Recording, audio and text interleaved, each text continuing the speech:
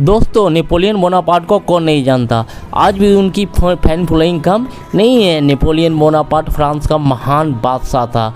कद काठी में छोटे नेपोलियन ने अपनी बहादुरी से दुनिया के एक बड़े हिस्से पर अपना राज कायम किया था। आज की तारीख में भी बहुत कम ऐसे लोग हैं जो नेपोलियन की ऊंचाई तक पहुंच सकते हैं। नेपोलियन के सैनिक उससे मोहब्बत करते थे तो दुश्मन उससे खौफ खाते थे। ब्रिटेन के महान योद्धा ड्यूक ऑफ वेलिंगटन ने कहा था कि जंग के मैदान में नेपोलियन 40,000 योद्धाओं के बराबर है।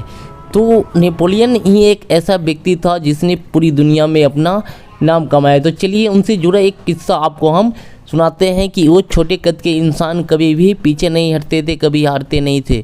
उन्होंने एक बार निश्चय किया कि हम अल्पास पहाड़ को पार करेंगे।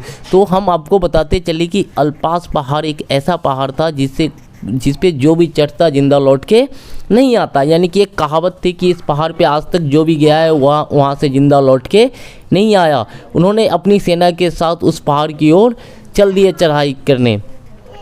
उस सैनिकों का हालत ख़राब था क्योंकि उन्होंने सुना था कि आज तक इस पहाड़ से ज़िंदा लौट के कोई नहीं आया था। और नेपोलियन की जिद थी कि हम इस पहाड़ को ही पार करेंगे, मरेंगे तो मरेंगे लेकिन आज इसको नहीं छोड़ेंगे। अब सैनिकों का हालत ख़राब था, फिर भी वो चल दिए क्योंकि राजा वाली बात थी। अब वो चलते चलते जब वो पहाड़ के नज़दीक पहुँचे, चढ़ाई करने ही वाले थे, तो उन्हें एक बुढ़िया मिली। बुढ़िया बोली कि बेटा क्यों मरने आ गए हो यहाँ पे, आज तक जो भी गया लौट के नहीं आया। तो नेपोलियन बोनापार्ट कहते हैं कि माँ बताओ आज तक इस पहाड़ पे चढ़ा कौन है, क्या आपको पता है? तो बुढ़िया कहती है कि हमने सिर्फ कहानियों में सुना है।